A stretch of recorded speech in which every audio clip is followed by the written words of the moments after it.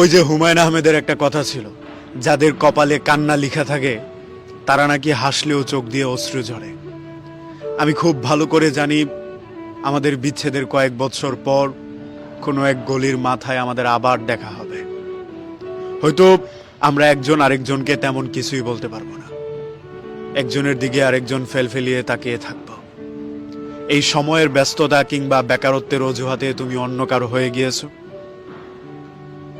এখন হয়তো ভালো আছো, দিন শেষে সবাই ভালো থাকে, কিন্তু সবচেয়ে ভয়ানক ব্যাপার হচ্ছে নিজের প্রিয় মানুষটা নিজের চোখের সামনে অন্য কারো হয়ে যাওয়াটা। এই বিপত্তি কিংবা বিভেদটা মানুষ মেনে নিতে পারলেও ভেতরে ভেতরে এই জিনিসটা সহ্য করতে পারে না। পৃথিবীতে বিশেষ করে মানুষের যদি সহ্য ক্ষমতা না থাকতো তাহলে বোধহয় পৃথিবী আরো আগেই ধ্বংস হয়ে যেত। এই যে দেখো, নিয়ম মেনে কোনো জিনিসের বিচার হলেও বেশিরভাগ জিনিসই বিচারের বাহিরে রয়ে যায়। ধরো আমি তোমার জমি কেড়ে নিলাম, বিচার হয়ে গেল। ধরো আমি তোমাকে আঘাত করলাম, এটার জন্য সালিশ জমানো হলো। অথচ তুমি আমার মন ভেঙে গেলে তার কোনো বিচারই হলো না।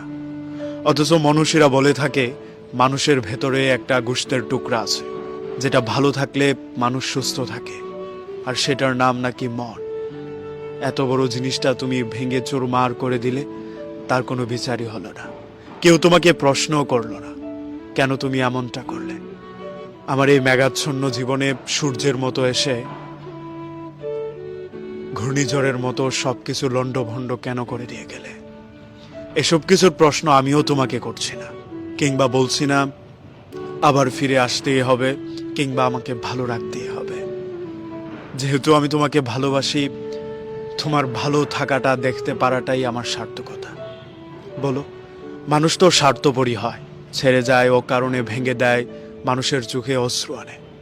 পৃথিবীতে এমন মানুষের সংখ্যা খুবই কম যারা মানুষের ভালোটা দেখতে পারে। আর যাদেরকে আমরা ভালোবাসি তাদেরকে আমরা তখনই পূর্ণাঙ্গভাবে ভালোবাসতে পারবো যখন তাদের ভালোটা আমরা নীরবে হলেও সহ্য করে নিতে পারবো।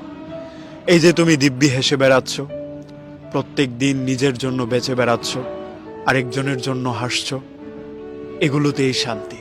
তুমি ভালো আছো, তুমি নিজেকে নিয়ে ভালো আছো, এটাই আমার ভালোবাসা। কারণ ভালোবাসার মানুষকে ভালো রাখার নামই নাকি ভালোবাসা। যে ছেড়ে গিয়েছে তার জন্য অভিযোগ করে কি করবো বলো? যে ভেঙে দিয়েছে নিজের মানুষকে, তার প্রতি কোনো দায়বদ্ধতা থাকে না, তার প্রতি কোনো অভিযোগও থাকে না। তার জন্য কোথাও বিচার দায়ের করব, সেটা তো প্রশ্নই আসে না। তুমি ভালো থাকার জন্যই আমাকে ভেঙে দিয়েছো কিংবা ছেড়ে গিয়েছো। আমাকে ছেড়ে যাওয়াটা তোমার জন্য সার্থক হোক কিংবা তোমার জীবনের জন্য কল্যাণ বয়ে আনো। দাদা দাদিরা বলতেন মানুষের রুহের আহ নাকি আরেকটা মানুষের জীবন ধ্বংস করে দিতে পারে। আমি তোমার জন্য কোনো অভিশাপ দিচ্ছি না, আমি মন থেকেই চাচ্ছি তুমি দূরে কোথাও যেখানেই থাকো, যার সাথেই থাকো, যেভাবে থাকতে চাও সেরাটা হয়ে থাকো।